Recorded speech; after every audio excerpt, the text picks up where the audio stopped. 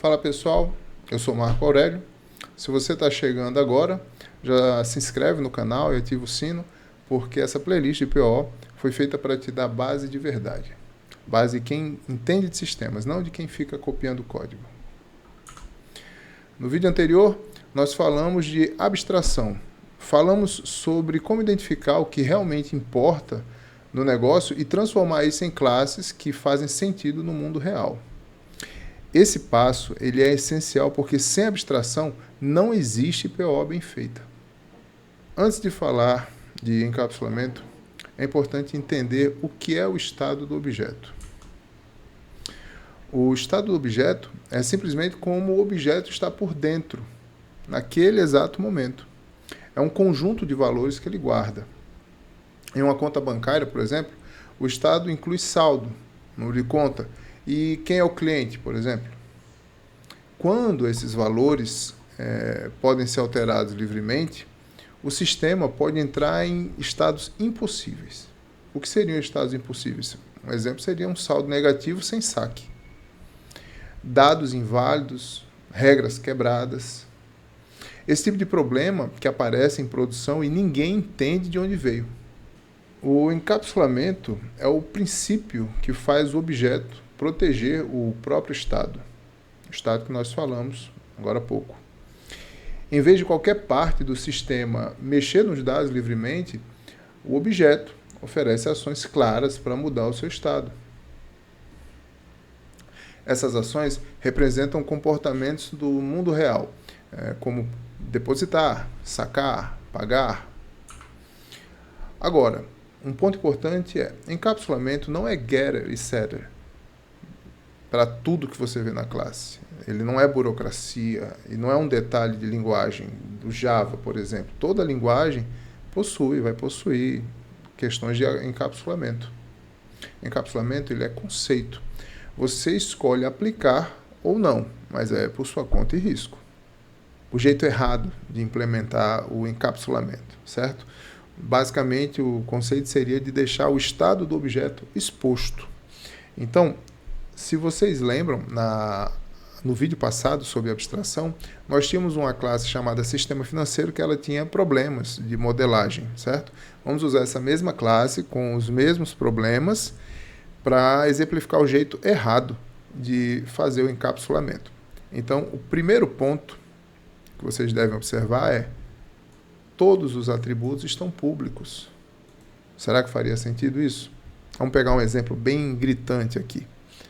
O saldo público permitiria que em qualquer canto do sistema eu pudesse inserir um valor de saldo sem ter nenhum tipo de validação. Poderia botar para mais ou para menos. E talvez isso não ficasse nem registrado em canto nenhum do sistema. Certo? Então, se você observar também, a criação de uma conta não possui nenhuma validação. Se o CPF é válido, se o nome do cliente existe, se existe um número dessa conta. O método de depósito e o método de saque, o método depositar e sacar, nenhum dos dois métodos também possui validação em cima do valor do depósito ou em cima do valor do saque. Então aqui vocês podem observar pequenos problemas de implementação do encapsulamento, mas que podem gerar grandes problemas no sistema como um todo. Pode deixar o sistema não confiável. Vamos fazer o seguinte agora. Vamos pensar agora do jeito certo, onde o objeto se protege. E ele se protege como? Ele vai ter atributos privados, ele vai ter ações claras dentro da classe, ele vai ter regras internas. Essas regras são muito importantes. E isso vai evitar que estados inválidos não aconteçam. E que estados inválidos seriam esses? Seria o exemplo, por exemplo, de uma conta sem número, um cliente sem nome, ou um saldo que magicamente muda de valor para cima ou para baixo, sem ninguém saber como, certo? Então, vamos usar também o exemplo baseado na aula de abstração das classes que foram modeladas corretas, certo? Então, o primeiro ponto vai ser a classe cliente.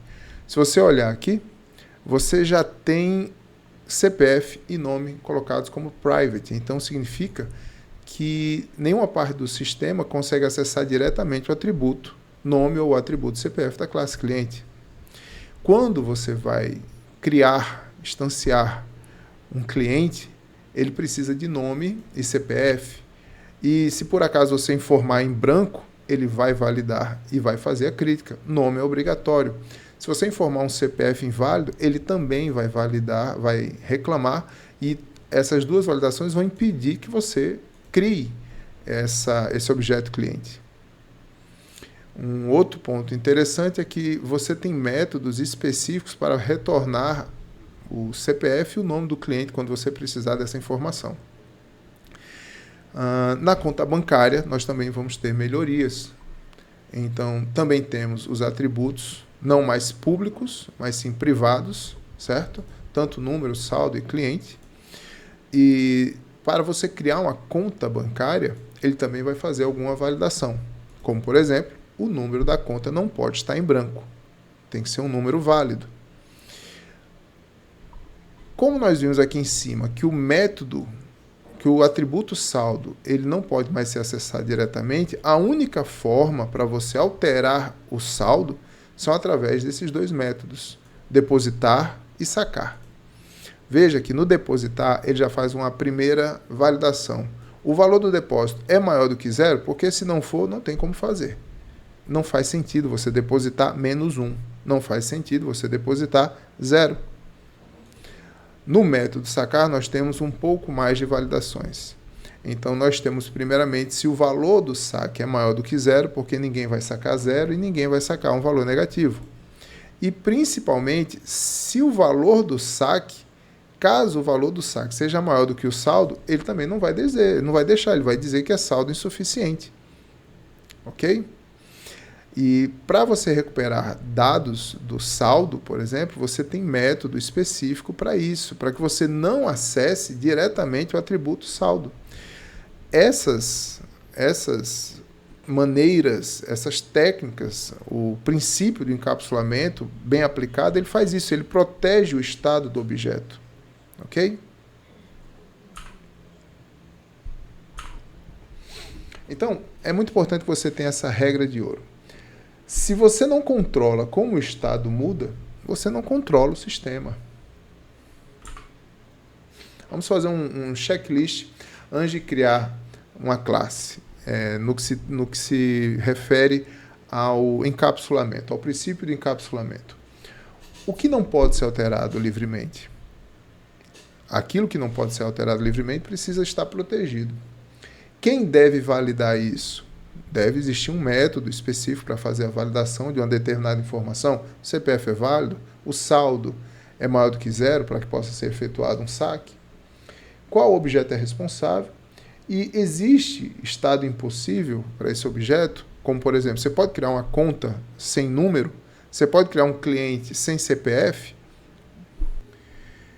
Espero que tenham gostado da aula sobre encapsulamento na programação orientada a objetos para iniciantes.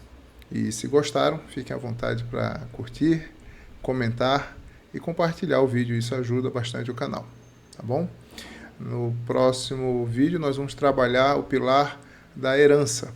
Quando ajuda e quando destrói sistemas. Então, até lá, pessoal!